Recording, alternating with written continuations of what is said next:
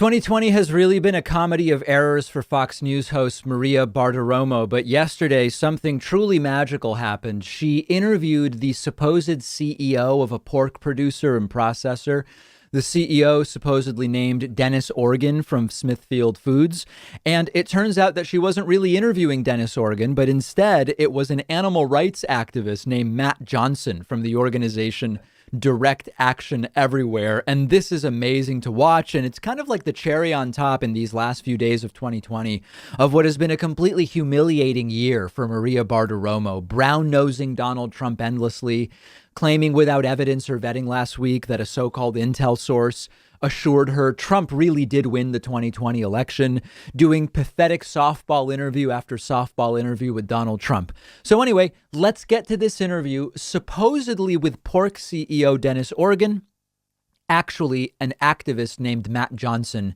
The topic is vaccines for food workers. Another group pushing to get the vaccine early, food workers. Plants across the U.S. saw major outbreaks early in the pandemic. Joining me right now is the CEO of Smithfield Foods, Dennis Organ. Dennis, it's great to have you this morning. Thanks very much for joining us. Can you tell us where you are in terms of that rash of coronavirus cases that hit your South Dakota operation? Well, Merry Christmas, Maria. Thank you so much for having me on. I mean, it's certainly been a challenging time, and we have our workers that are in desperate need of these vaccinations. And as you mentioned, we're heartened to hear that the CDC is prioritizing America's food workers with the second round of vaccinations. It's 30 million vaccine doses that are going out to essential frontline employees out of the 87 million total. And of course, this pandemic has been simply devastating for our industry, thousands of our really courageous food workers. And I really do want to emphasize the heroic efforts of these folks. They've been getting sick for, really just trying to provide for their families. And as far as Smithfield, what we've done for our employees, we've provided them with extensive personal protective equipment and offered additional paid leave for sick employees. But the steps have unfortunately been insufficient in many instances. These folks have been through a lot. Frankly, we might bear some responsibility for that, but we know that our Smithfield family is dedicated. So it starts pretty buttoned up, but then he starts with, we probably bear some responsibility for food workers catching COVID, and it starts to slowly get wackier, and it's not clear Maria Bartiromo realizes it right away. And resilient, and the better times are ahead. And if I may add quickly, as the new CEO and president of Smithfield, I'm personally promised that we're going to do better. And the first change under my leadership is transparency and at times brutal honesty. And the truth is that our industry, in addition to the outbreaks that are happening at our plants, our industry poses a serious threat in effectively bringing on the next pandemic with CDC data showing that 3 or 4 infectious diseases come from animals, and the conditions inside of our farms can sometimes be petri dishes for new diseases. Hog farming also causes immense harm to our air and waterways. So now he goes into bullet points about how terrible animal agriculture is and how it contributes to pollution and to carbon emissions. And it's obviously not what a pork CEO would ever say. And I can't tell, but maybe Maria's starting to think something is up here. And there's more. And Maria seems so eager to talk about how Smithfield Farms was bought by a Chinese conglomerate that she almost seems not to notice. But then Matt Johnson starts bringing up more animal-borne diseases, and it starts to become almost satirical. And then he starts talking about a $500 million donation. Take a listen. Well, Dennis, that's what I want to ask you about. That's what I want to ask you about, Dennis, because Smithfield Foods is the world's largest pork producer. you are in an incredible, an incredible spot to have incredible impact in the United States and across the world. But China acquired Smithfield. Your parent company is now based in Hong Kong. Can you tell us how it works? There was a post recently about the way your company operates. Are the hogs raised in the United States and then sent to China to get slaughtered and produced and packaged? Yeah, well, Smithfield Foods is owned by a Chinese conglomerate, and the pigs are they're slaughtered in the U.S. and we have an export market, which we think is a very necessary part of a thriving economy to have open trade.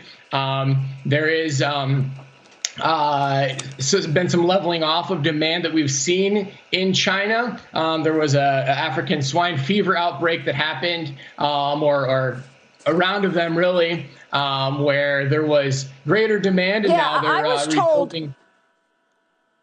Dennis, I was told that in China, there was this African swine flu that affected so many pigs that there were 1 million pigs in the river dead. They didn't know where to get rid of the pigs that were dead. And then other sources were saying, well, you can't get sick even if the pig had African swine flu if the pig was dead. So they cut up the meat as well. How are Americans going to believe that the meat is safe if they're going to China to get slaughtered and packaged? What kind of processing securities do you have in place to assure Americans that their pork is safe, Dennis? Yeah, absolutely. So we have extensive safety protocols in place for our essential frontline employees, from personal protective equipment that they wear to sanitation of our equipment in our facilities. And I think that our company's track record really speaks for itself in that regard. But in terms of the impact that this industry has on the world, we really want to kind of embrace a brighter future, and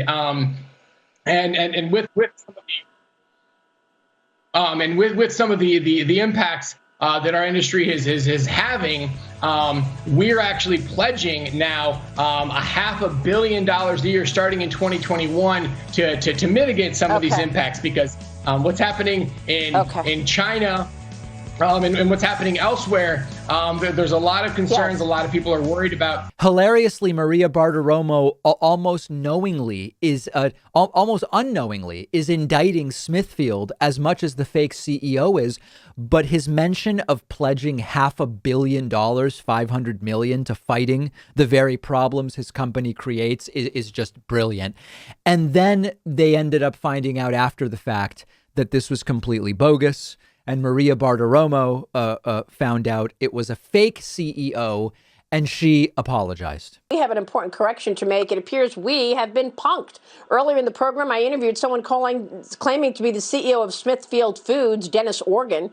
We've since learned that was not Dennis Organ, but an imposter making false claims about the company. He is someone who has absolutely no relation to Smithfield Foods. We want to apologize to Dennis Organ, Smithfield Foods, and to our audience for making this mistake. We will, of course, be more vigilant. It is just wild, and this is a great opportunity to play a clip that many may not know about. I would be doing you a disservice if I didn't take this opportunity to play a clip of when Max Rice, who's been a guest on this show, Max Rice pretended back in 2012 to be a former Obama voter, so disillusioned with Obama that he was voting Mitt Romney in 2012. And he pranked then Fox News anchor Gretchen Carlson on Fox News. I would argue it was better than yesterday's Smithfield prank. Take a look, and apologies for the poor video quality. To the Romney-Ryan ticket. Joining me now is a recent college grad, Max Rice. He voted for President Obama. Now he's unemployed and just moved out of his parents' home. Good morning to you, Max. Well, hello, Miss USA. It's an honor. Miss America. I wish I could see you. But close enough. Miss America. Miss Universe in my book.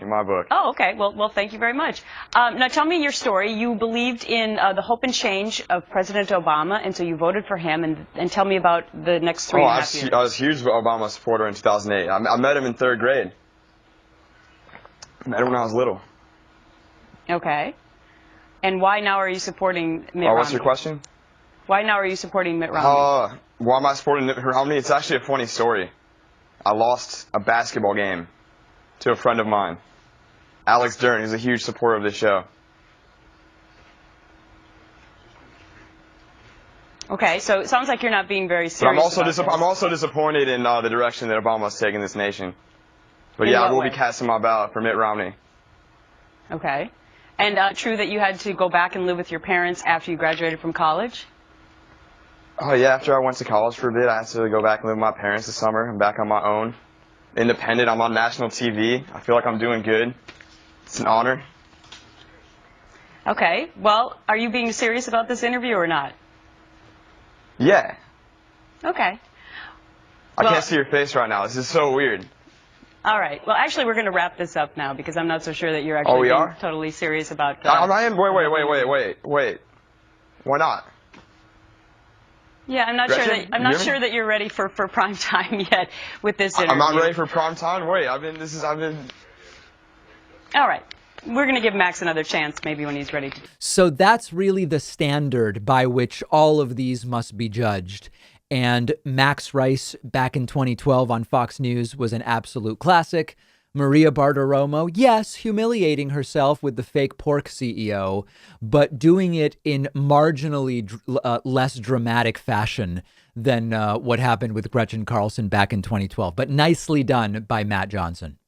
A lot of the shirts you see me wearing on YouTube are actually made by a company called Teddy Stratford. I love these shirts, and that's why I asked them to be a sponsor of the show. It really is the most innovative shirt you can buy because most slim fit button-up shirts give you this weird stretched out gap in the chest where the buttons are. You don't get that with the Teddy Stratford shirts because all of their shirts come with a patented zipper hidden beneath the buttons, which prevents the chest from stretching apart like that. But most importantly, just overall, it makes the shirt fit much better and look better. The carefully designed shirt is also cut in a way that improves the look of your upper body physique. It has a really nice, elegant, close fit that other shirts don't really give you. It also has a specially designed collar that won't fall down and lay flat, which I love. The difference all around with these shirts really is noticeable. Go check them out at davidpakman.com/Teddy. The link is down below and they'll give you 15% off your first order if you use the coupon code PAKMAN at checkout.